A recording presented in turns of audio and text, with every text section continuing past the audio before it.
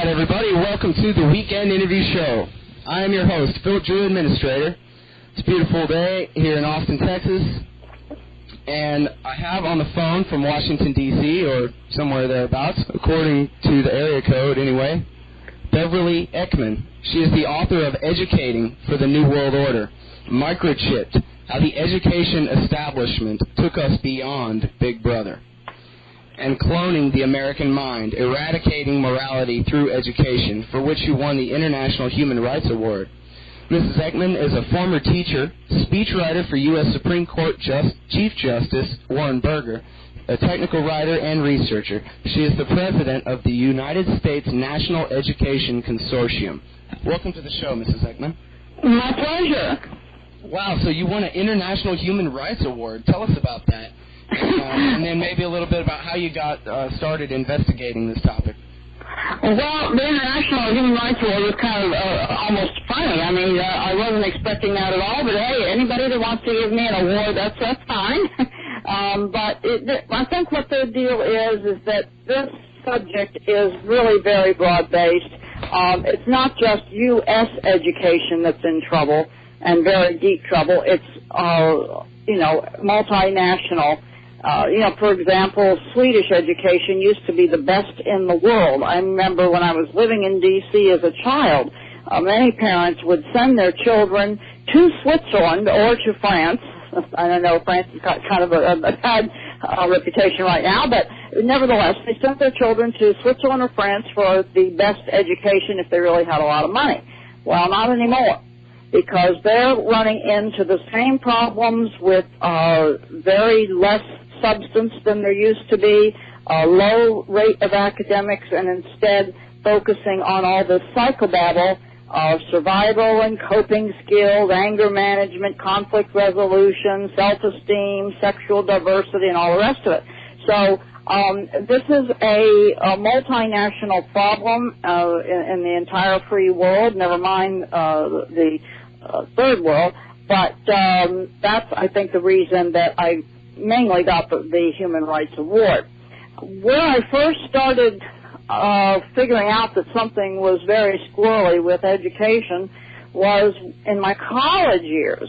See, I went to a private international school, and I mean, we had ambassadors' daughters and sons and so forth, going to the school that I went to. It really was international for people who didn't speak English well but could speak it, in fact. They learned it in their home country, and so it was very, very rigorous. And those kids knew they had to go back home and take the baccalaureate, the ones that were here from other countries, the ambassadors' kids and so on. And so I got a very rigorous education. Well, then I went on to teach in the public school, and my training as a teacher was for public schools. Everybody's training is that. But, I realized during my teacher training that schools were really not places where basics were being transmitted anymore, or literacy or proficiency at anything. Rather, the teacher was there to promote mental health. And I found that accountability meant satisfying government mandates and bureaucrats, and it was not answering to parents. So I started kind of doing my own thing and looking in these textbooks a little harder. And in fact, I got an A in my adolescent psychology course. Yeah, we take lots of psychology, lots of psych ed. They didn't care whether we knew anything about our particular subject or not, but lots of psych ed. And I went through my adolescent psychology book and got an A by itemizing every point of illogic I found there. And I figured I was going to wind up with an F for this. But the teacher gave me an A and explained that he'd never thought about it that way. And now that would never happen today. But at the time, this was on the crest of this new stuff coming in, so that's the way it worked out. And I knew then I was on to something, and when I went on to teach in the California public schools first and the Texas public schools second, and then I came back to Washington, my worst fears I realized they were absolutely on target. Wow, so yeah, that sounds a lot like there's a guy named John Rowland here in Austin who, if you go to constitution.org, you can read his corrections of the science and government and history textbooks that they use here in Texas, which most of the rest of the country uses whatever books we decide to use here in Texas because it's such a big market for it. That's true. And, That's true. He just went through, and there's just pages and pages and pages full of errors. Oh, yeah, and it's not just that. It's a lot of it is downright treasonous. A lot of it is made up. A lot of it is political correctness. In fact, I just did a seminar with Michael Chapman, with whom you may be familiar. He's in that Minnesota education policy group, and he's, with a bunch of people who have really taken on the education establishment in Minnesota. And he did a presentation with me. It was part of a larger thing, constitutional issues and so on. But I must say he had one of those powerful presentations I have ever seen, and he did a PowerPoint presentation with some of the highlighting, some of the comments and remarks and so on from various textbooks, mainly social studies, but also things like math that you'd think you couldn't fool around with that much. But nevertheless, the political correctness was stuck right into the math, into the literature, English literature, into, of course, social studies. That's to be expected. But it was worse than I had even imagined from a couple years ago when I was writing about the curriculum per se. That, nothing's been done. You used the word treasonous. What exactly do you mean by that? I mean, well, they actually say that America did not do certain things that it did, and that it did do certain things that it didn't. I mean, it's imperialist. It starts wars. It's a terrible country. It discriminates against all kinds of people on the basis of race, age, sex, blah, blah, blah, blah. I mean, everything is taken out of context and stuck in, almost as an afterthought. It's a bunch of afterthoughts strung together, pretending to be facts. And you find that both curriculum and testing is done on worldviews and feelings instead of on, ensuring any kind of proficiency for anything. And the children flip from one activity to another, so there's no continuity between the skill bases. And these textbooks reflect that. There's a lack of intellectual honesty. What they're going for is the gut, the emotions. And I teach a whole seminar, or part of the seminar that I teach, I should say, a good part of it, is on how to derail groupthink and how to get your kids to recognize groupthink and to resist it when it's happening to them, especially in a school setting. And I don't mean just the peer pressure stuff. I'm talking about in the classroom lesson, because the group gets the dirty work done for the teacher, who functions as a change agent. The teacher functions as a provocateur. Maybe that's a better way to put it. And they're encouraging socialism in the classroom. They do not focus on individual achievement or individual ability, such as reading on an individual basis or math on an individual basis or anything on an individual basis. It's a group grade. The group is everything, and of course you need peer pressure to do that. So when they say that they're trying to get kids to resist peer pressure, say for drug abuse and this kind of that and the other, that's just hogwash, because what they're doing is augmenting peer pressure whenever they can, so that the group is everything, and that if everybody's doing it, or if everyone's questioning certain things, or if everyone is not questioning certain things, then you get this mob mentality going, and that's how the modern classroom works. So it's really a terrible scandal in my view, and that's kind of what I've been focusing all my 3 books on, the last one being the most comprehensive one. I have an anecdote about that very thing, the classroom setting of the whatever the group agrees on becomes what's right. Uh-huh. In fact, this is when I was in college at Austin Community College here in town, and they did a thing in, I guess it was the speech class, called Bomb Shelter, where we're all adults here, and we all sit in this circle, and the thing is, there's 6 of us, and we're in a bomb shelter that only has enough air for 5, and if we all stay, then we'll all die, and so we all have to decide who is to be sacrificed for the greater good of everybody else. And, of course, you're a policeman, and you're an environmental lawyer, and you're a very, very old black woman, and you're a little bitty baby, and so it's set up in a way where everybody decides, well, this 90-year-old black lady's lived a good life, and we'll go ahead and kick her out to die. And the funny thing is that I went and I brought it up with a literature professor that I had in another class, and he told me that his wife teaches kindergarten, and that she almost lost her job for refusing to play that game with the 5-year-olds. Yes, this is sometimes it's called the lifeboat exercise. Everybody's, there's been a terrible mishap in an ocean liner, and everyone's on a life raft or trying to get on one, and they have to choose which one. We'll hold all the people, we'll say 10 people, 8 people, whatever, and they have to kick 2 or 3 out.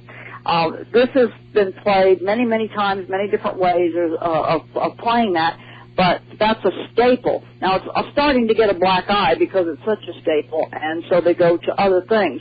But it's what I call therapy-style classrooms. They're encounter group classrooms. They're not the kind of classrooms that the adults who are over 40 who would remember, or even maybe over 35, but after that it becomes kind of iffy whether you've been exposed to this or not.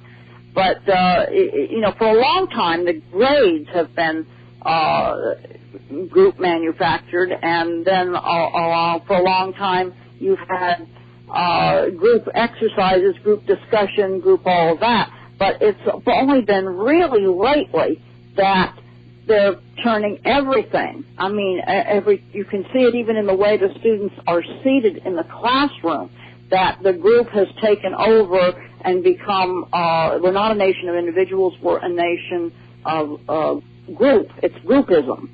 And that has really kind of put the last nail in the coffin on education because, why should anybody try to stand out? Why should anybody really try to succeed? And the only exceptions to that are in sports or in drama and, your Hollywood types. They're the only ones who are really permitted an identity. So it's really not much of a surprise that people, or many of the kids, but even those who are not athletically inclined and those who have no acting ability would gravitate there because they want to be an individual. That's pretty natural. But no, this is being pushed under, and instead you're supposed to prefer the anonymity of a social group.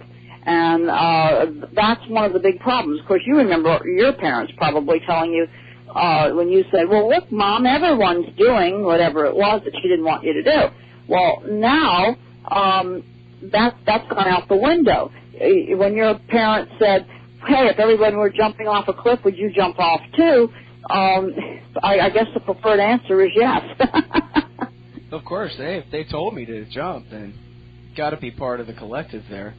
So That's right. I don't understand. Who's coming up with all this crap? Because it couldn't possibly be the local PTA that's writing this curriculum.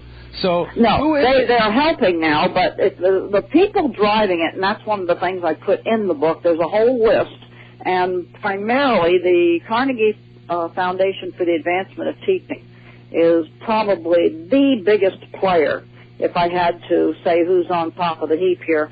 But there are others, and they belong mainly to foundations. They're tax-exempt foundations, and they've gotten a tremendous amount of money. And many of them started in foreign countries. In fact, a lot of them came from, of all places, Scotland and Britain.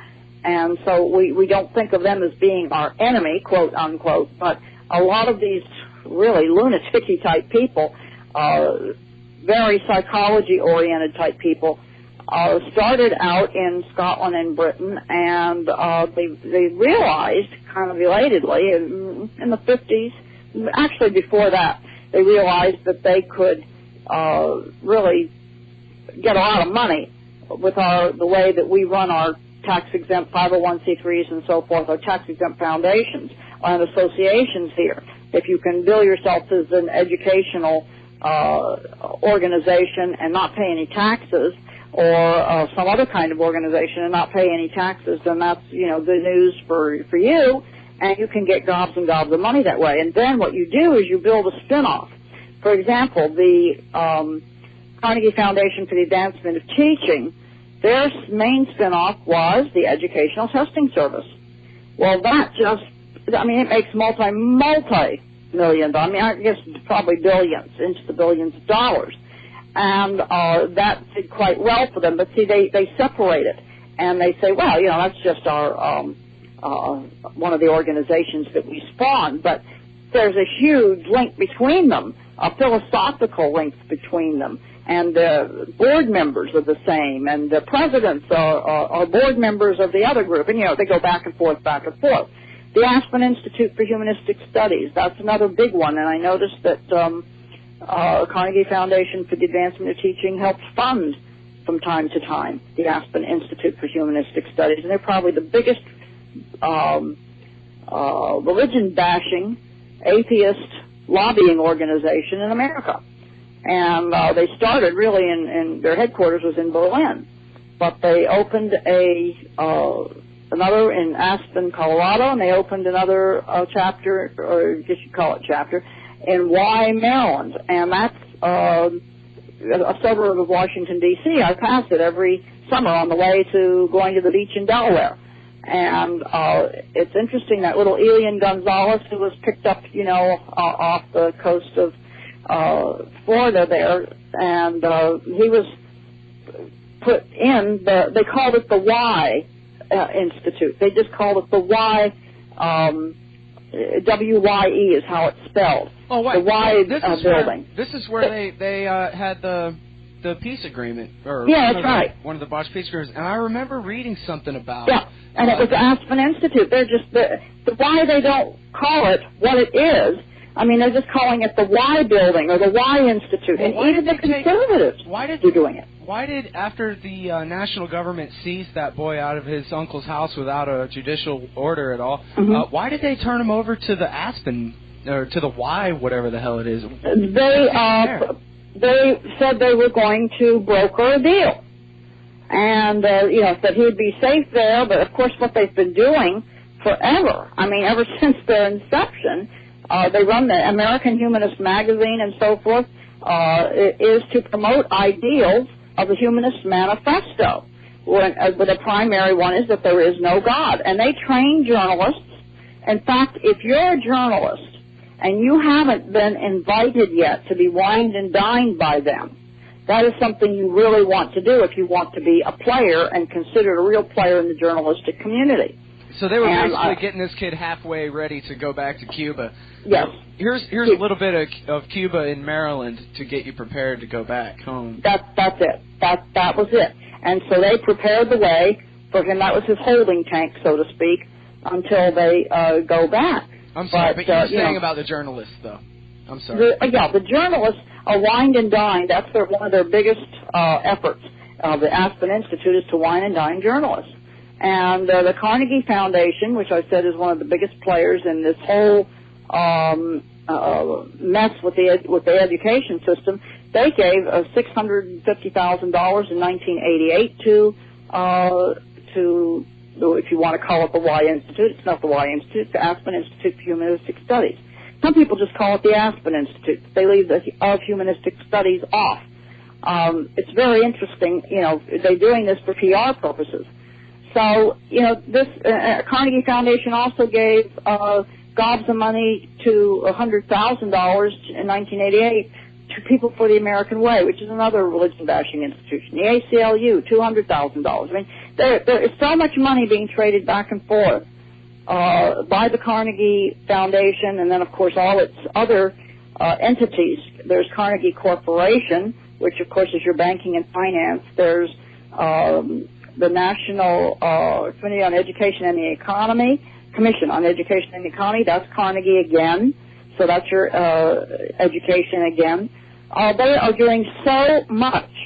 And their president, Ralph Tyler, was the head superintendent well, I'm sorry, not superintendent, I misspoke there. He was the commissioner of education under Health, Education, and Welfare before the Department of Education became a cabinet-level agency. And here he was, at the same time, president of the Carnegie Foundation.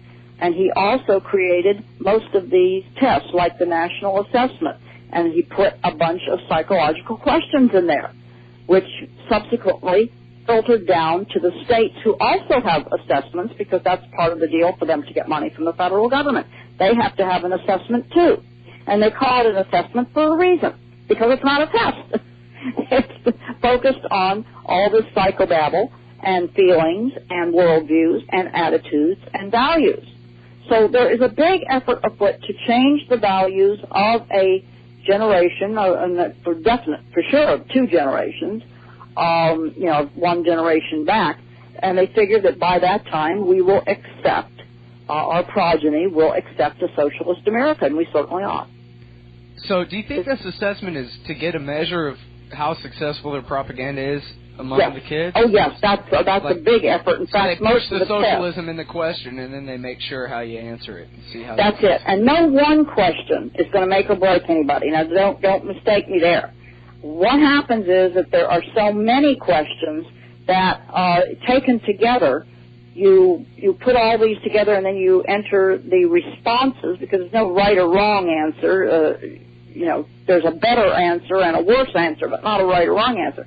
You put all this stuff into a computerized model, and then this mathematical model, which is what a computer, of course, is made up of, is mathematical models, is applied to all the responses, and from that they can do what's called predictive computer technology, which in effect tells the analyst what and how this child will probably react 5 or 10 years down the road to any particular hot-button issue that might come up. And they're even asking such questions as, telling them to put on the front page of how many magazines or what books and magazines are in their home, and what TV shows they like, and where their favorite vacation spots are, and how long their parents spend in the home. And, I mean, by the time you get through with this, they say that it's anonymous, or they pretend it's anonymous. What they say is it's confidential. Well, confidential in legal terminology does not mean anonymous. It means need to know. So it's not anonymous. Anybody can find out who this kid is because they've got coded, embedded identifiers in the test and in the answer sheets and all over the place. So all you have to do is grease the palm of somebody who wants that when this kid goes off and tries to enter into the college of his choice or enter into the career path of his choice. He may be blocked. And I'm already receiving many questions from parents saying this was really weird. Why was he turned down for this college? He had straight A's. He had great SATs. They had plenty of room, they had enough room certainly for, 20 or so students. And this was not, but what they did is by the time the oral interview came around, they had made up their mind because of all these things the parents believe, and then the kids maybe go along with it, and they can figure out from all the things that the parents do and subscribe to. I mean, if he subscribes to, if a parent subscribes to 3 conservative publications and a religious publication, and says that the student says going to church is important in their life, and then he answers all these what would you do if questions, and I will give you samples of those in a minute if you like, in a way that shows that he goes along with what his parents pretty much believe anyway, then there will be a letter coming back saying, well, we really thank you for your, for selecting us and for wanting to be in our school, but I think you'd be happier somewhere else. They don't say, we're turning you down. They do turn you down, but they say, we just think you'd be happier elsewhere. They don't make it quite so blatant. They soften the language, but the end result is the same. The same thing with employers. All this information is going into gigantic computers. All the computers talk to each other. I mean, for heaven's sakes, we're filling out warranty cards and putting our Social Security numbers on it. I mean, what do you expect? Of course, All the computers talk to each other. And it's called data brokering. It's called data mining, as you've heard that term. But there are information brokers out there that link this stuff together. But for education, it all goes into a computer called the Speedy Express, which stands for a very long term that we can get into in a minute. And it's an acronym, in other words. And then it goes into a computer database called WorkLink that automatically transfers this information to the workplace. So, like on The Simpsons, when they joke about this is going in your permanent record, we all really do have a permanent record out there. Yes. Yes. See, I mean, I like to imagine that, sure, all the different little bits of information about me are all out there somewhere, but they do have to pull them together. You're talking about these are all being merged into these single databases, and they're under the control of the education group, then, of the Carnegie types, or they can be. The Carnegie types are big players in this computerization stuff. But what I'm saying is that anybody who wants it simply goes to an information broker. The information brokers pull it together. So, people think that there's just one big humongous, that if this ever happens, there'll be one big humongous computer bank out there.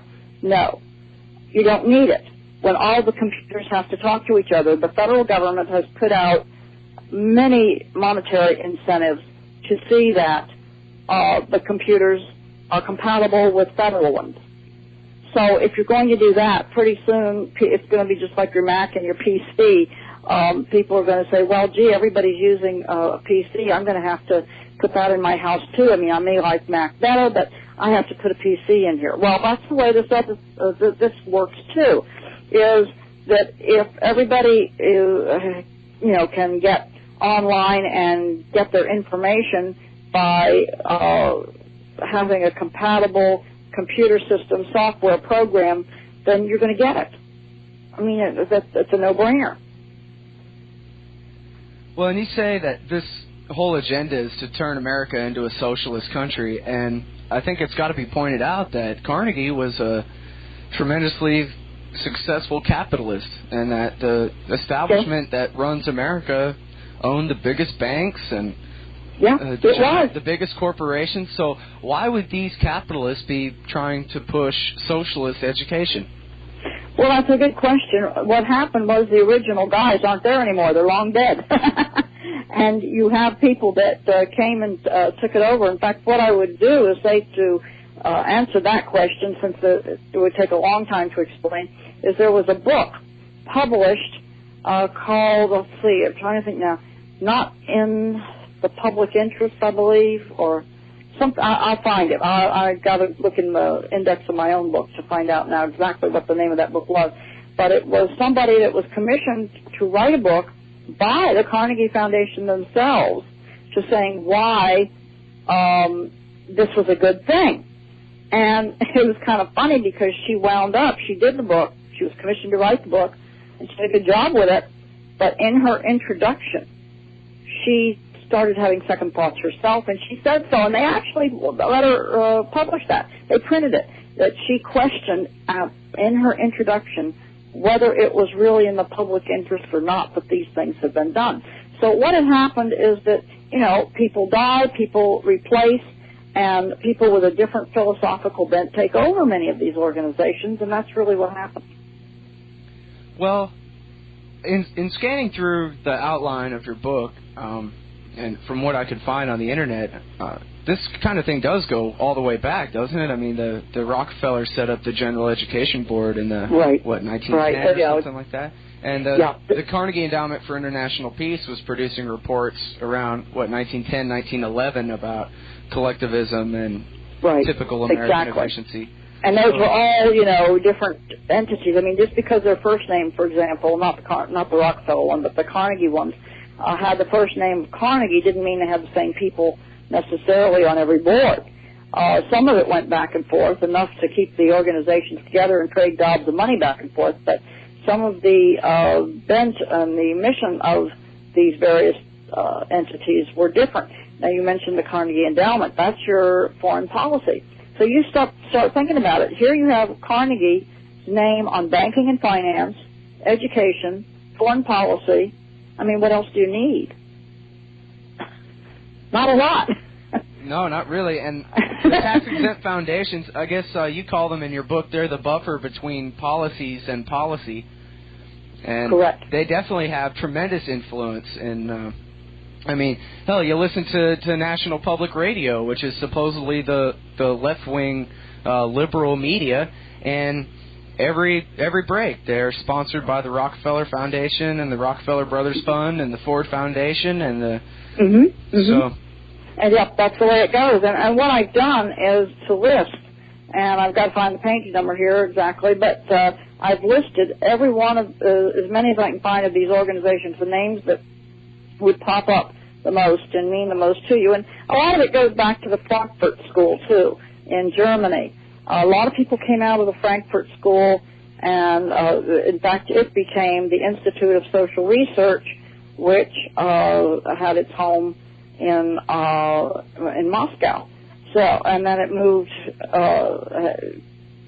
bought a brand new branch, you might say, to Columbia University, the home of Teachers College. So you really had a tremendous effort to infiltrate from various angles a socialist mindset. Let's remember that Nazism and communism are not that far apart in their viewpoint. Their method of getting there was somewhat different. The Nazis wanted to improve the gene pool, and their method of doing that was to simply shoot the ones who didn't fit in.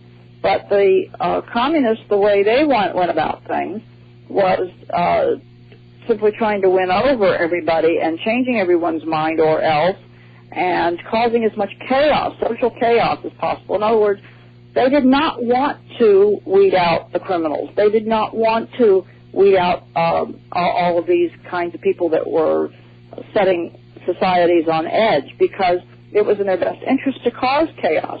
And suddenly one day when they start realizing that America was one of their targets, they got their heads together around 1971 and they said, wait a minute, we're doing this the wrong way. We need to join forces here. We want the same things. And that's really when it started going great guns, the Communist Party of the United States, and then, of course, the leftovers from the Nazi era that really, many of them escaped problems over in Germany, but they came over here with the same philosophies and kept doing what they were doing. I mean, they may not have shot people, but they were big players in philosophically changing and inputting into policy positions. They had huge influence in public policy here. So what happened in 1971 that this was the bringing together of the Nazis and the communists? Well, what happened was basically you had A.S. Neal with a Summerhill, A Radical Approach to Child Rearing, was published early in the 20s, and in the 60s he got a big boost from these guys. And then you had people that were proteges of the old Nazis, like Max Hallman. He was one of the big movers and shakers, and he had a protege named Linda Erlingmeyer Kemling. And she decided that one of the best ways that they could do this, and she was really one of the people who made it swing, was to give tests to children to find out what their attitudes were, and more specifically, to see which ones were at risk for mental illness, quote, unquote. And how she did that was getting our current, the popular ADD, attention deficit disorder, and attention deficit hyperactivity disorder, to be declared precursors of adult schizophrenia.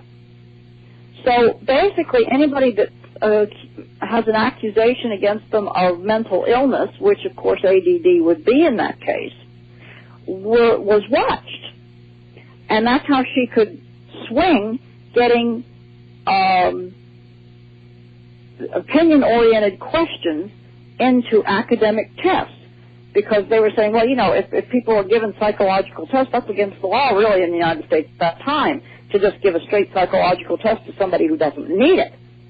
And, of course, you can always ask the question, does anybody need it? But, well, without cause. It should be pointed out that on that little psychiatrist chart, there's no checkbox for sane. No. Everybody's got something. Yeah, well, that's true. That's it exactly. And so if she could swing this was really the what got the two parties together, the Nazis and the communists working together, was her brainstorm that if the mental hygiene movement, it brought together the mental hygiene movement, that could be used as the linchpin to get the tests, academic tests, focused in an opinion-oriented worldview direction. And then you would have what you needed because you can't change any attitudes until you know what they are. I mean, that goes without saying. The only way that you can change any viewpoints on a massive scale is to know what they are in the first place. So something had to come along to be able to do that. And what came along was the testing mechanism, and that's still in place today.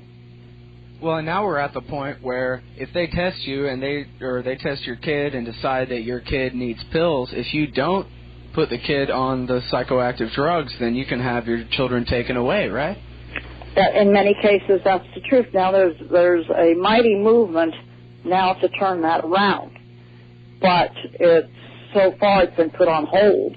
I mean, there's all the pharmaceutical operations, of course, don't want that. I mean, they're making money off of this. So, there's that little thing in there, too. But, yes, they want to give these drugs out because that's money for them. And what's happening, though, is that many parents, if they don't put their kids on psychological drugs, then first they're intimidated. That's number one. And if that doesn't work, sometimes they're told that the social service agencies will take their kids away. And, of course, they have to do some fancy footwork to get that to work sometimes, but especially in your recent immigrants and things like that, it's very easy to do because they're easily, scared into doing that type of thing, even though there may be nothing whatsoever wrong with your child. In fact, I mean, it's gotten to the point where if a parent decides that they don't want to give their child some horrible chemotherapy treatment. I mean, if the cancer has gone so far and they have a child with cancer, then they are penalized for not giving that kind of drugs and making him go through. I mean, if it's not in the child's best interest, who better to know it than the parent? It's not just a question of money. It's a question of can that kid take that kind of abuse. Well, but you're forgetting that the state knows best for everything and everyone at every time, and that's right. The state everyone's wired differently. Everyone's wired differently, as it were, and so yes, there's a lot of things where children are being taken away from parents and are being intimidated in particular. In other words, it's taken out on the kid in the classroom and in school on a daily basis if the parent does not put their kids on a psychotropic drug. And if the child is seen as not fitting in and that type of thing, or he's a nuisance, or he's, in fact, there's going to be a big article of mine in New American. It's coming out December 29th, going to just exactly that. And so this is the kind of thing that's going on right now. In a book I call it, it's on page 187, Genetics, Child Labor, and Compulsory Education, and that's where I blend the three and show where this business in the 70s really brought it all together. The place where the right-wing eugenics movement of the Nazis and the left-wing Marxist anti-authoritarian illiteracy movement kind of blended into one. And the first point was the assessment and high-risk testing was ostensibly aimed at locating these ADD, ADHD children who may supposedly become schizophrenic or mentally ill, And then, of course, your compulsory education means that every child has to go into this environment. Well, that's well and good to say every child should be educated. But how every child is educated, if there are no private schools in your area and these schools are terrible, then there should be some way of getting out of them. But they're being roped in, even homeschoolers. First they were leaving them alone, and now they know who they all are. And so it's becoming more and more difficult to homeschool and get your child into a college, a recognized college, because it's all about accreditation. Oh, I see. Because I know the numbers of homeschoolers are going up, but I guess if you can't get into college after that, then that'll make you think twice. Yeah, it'll make you think twice. The numbers are still going up, which tells you something, that people are no longer intimidated. They're saying, fine, you take your accreditation and, but they're also saying, my child is going to have some kind of foundation that he can work from, whether, you consider it accredited or not. And, of course, there are good private schools. Not every parent is cut out to be a homeschool, and I understand that. There's some very good private schools, especially here in D.C. and in the Eastern Corridor. You can find anything. I mean, we really and truly can. You can find conservative, you can find liberal, you can find structured, you can find unstructured, you can find creative, you can find whatever you want, religious. But, you have to interview them as much as they're interviewing you. You have to know what you're looking for, and the first question you ask is, are you accepting federal funds? Because if they are, for any reason, I don't care if it's for their library or for handicapped bathrooms or for what it's for, that is going to start this kind of testing where they can find out everything about the child, and the child, as a result, is not in a position to change his mind. I mean, every child changes their mind about something. And if this is on record for posterity, whatever it is he said, then he doesn't have the luxury of changing his mind.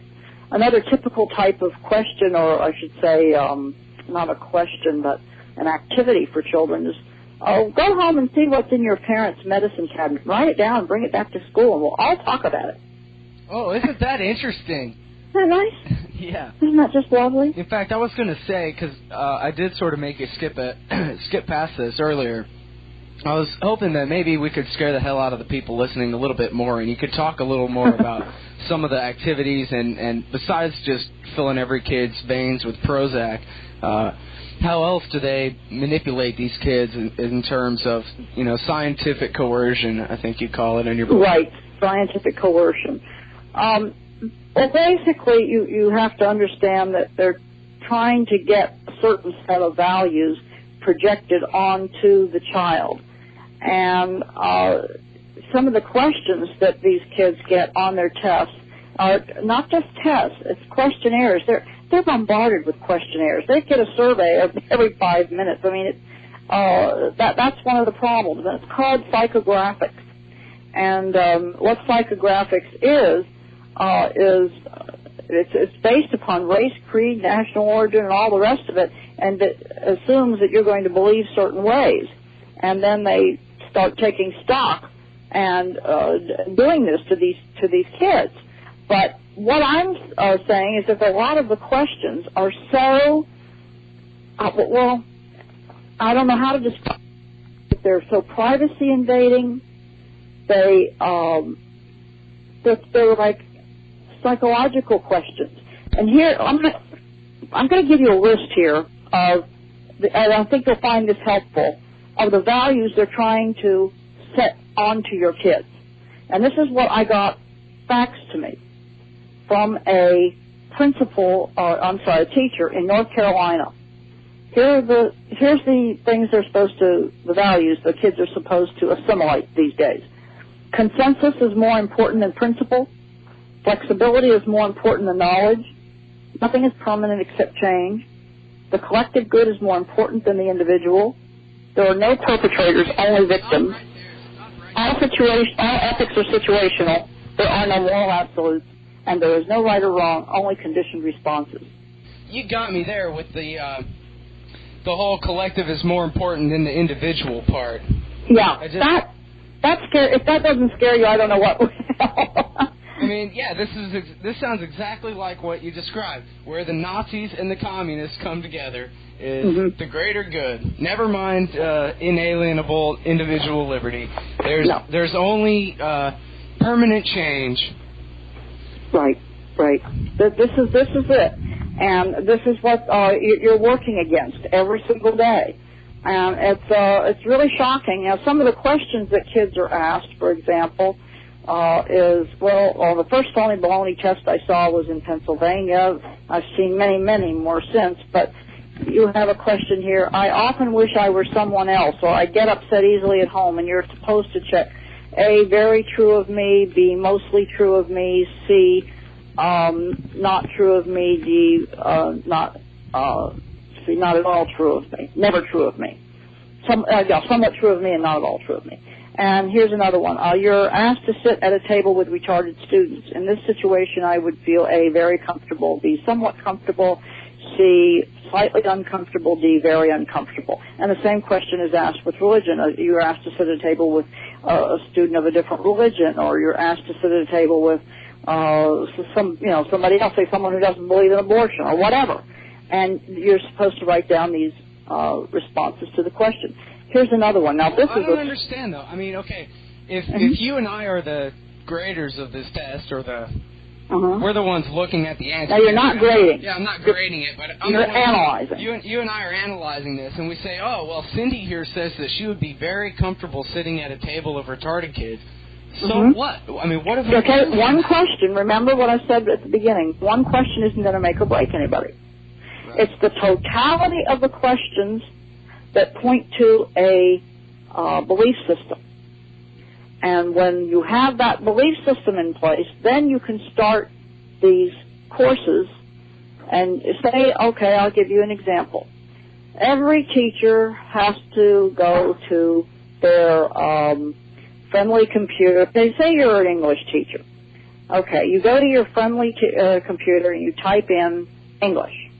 And this is the regional computers that only the teachers use. And someone comes along and says, look, the tests this year indicate that your students in XYZ school district are really bad on tolerance. They just have a tolerance problem. And so you also type in English then. The teacher types in English and tolerance. And pretty soon out spits all these homosexual curriculums. And without even hardly looking at them first, the teacher thinks that because the computer has spit out these curriculums, that means they're approved. Well, they are, sort of. They're in a database that was accepted by the Joint Dissemination Review Panel and goes into the National Diffusion Network because the program supposedly was successful somewhere. Nobody defines successful, but I'll tell you what successful means. It means that it worked.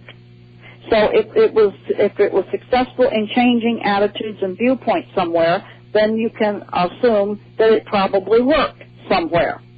So the teacher says, oh, okay, here's a film or film strip or whatever on homosexuality, like That's Elementary, and people may have heard of that one. That's one of the new ones that are coming down the pike that are being shown in all the elementary schools. And it's about two lesbians. It talks about that and other homosexual activities, and it legitimizes them. Okay, fine. Well, that's not that big of a deal, except that we're talking about very young kids here. We're not talking about 8th grade or 9th grade kids. We're talking young. Now, sometimes it is the older ones too. I mean, I'm not exempting them. I'm just saying that this process starts rather young. But you see, in order to get a hard-hitting curriculum on homosexuality, you first have got to establish whether you need that or not, and whether the kids are, quote, intolerant, unquote. And the only way you can do that is by testing and surveying and questioning. So that's why you've got all these health questionnaires, which are really sex questionnaires. I mean, what kind of a question is, what do you think about when you think about sex? Well, that's what they're getting in Nebraska, 8th graders.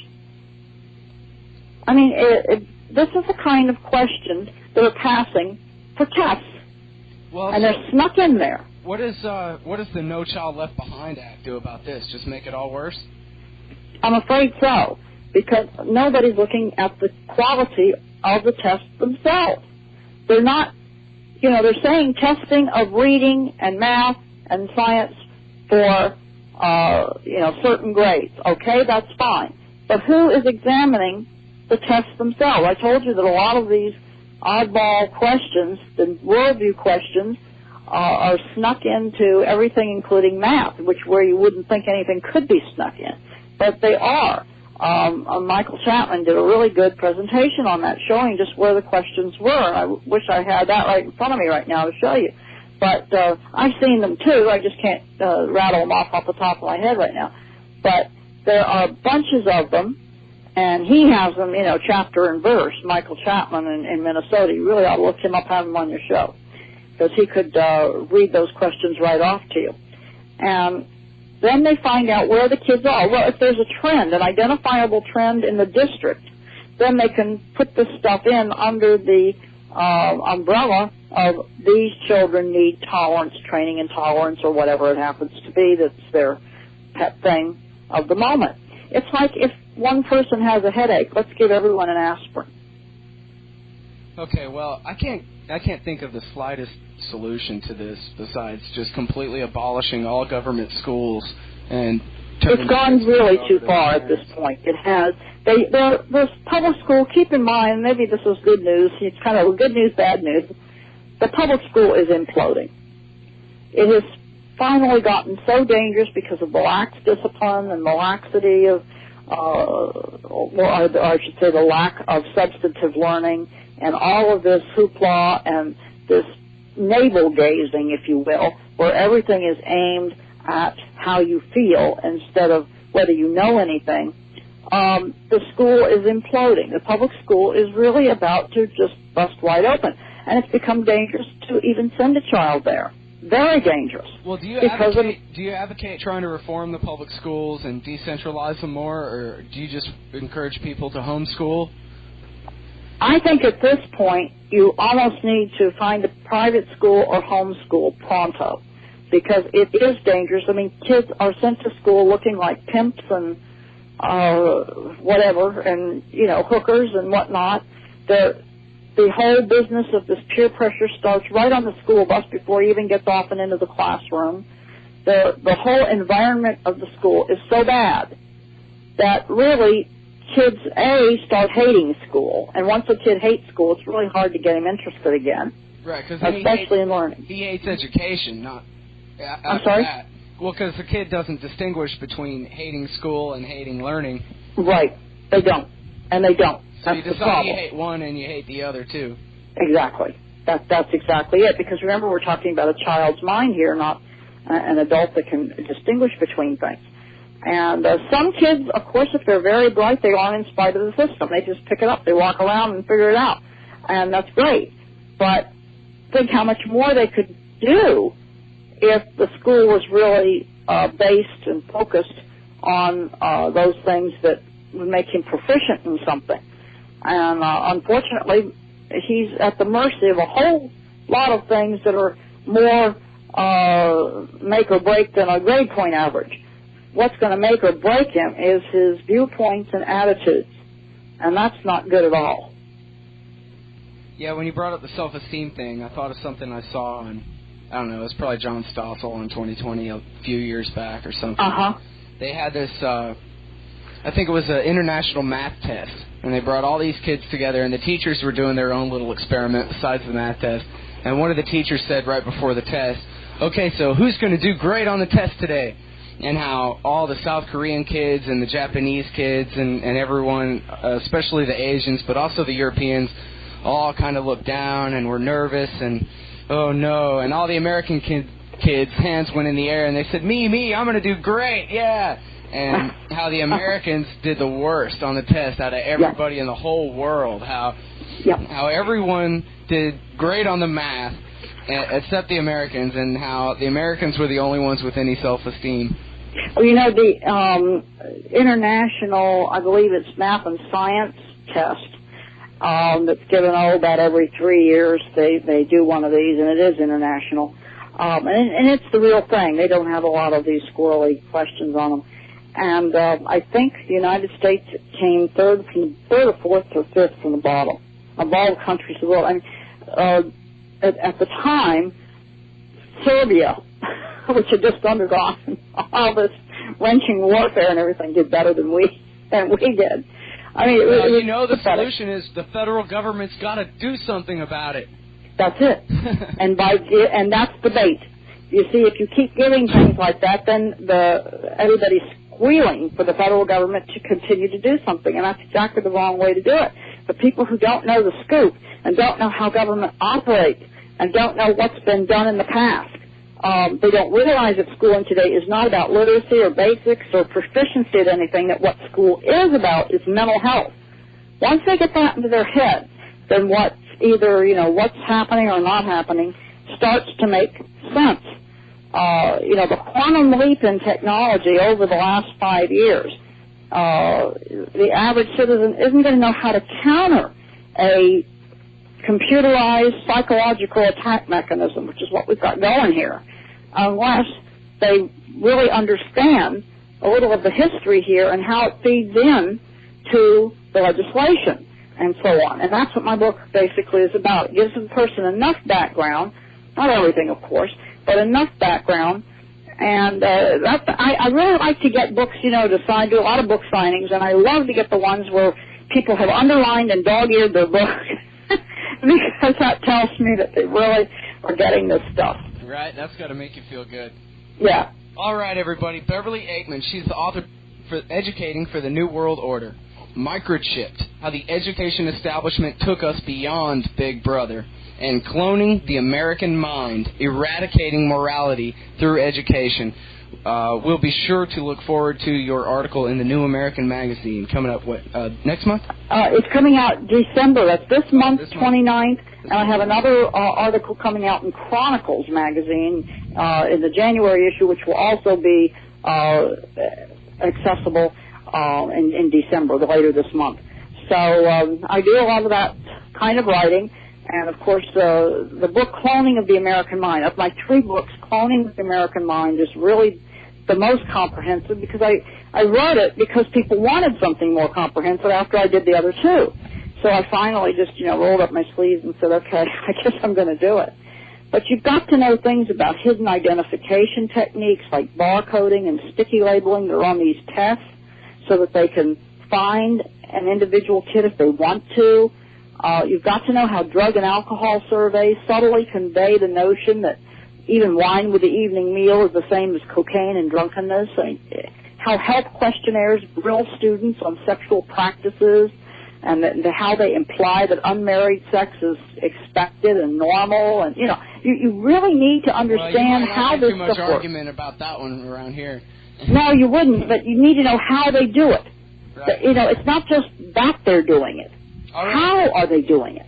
All right, everybody. The book is Cloning of the American Mind. The author is Beverly Eakman. Thanks a lot for coming on the show today. Sure appreciate it. My pleasure.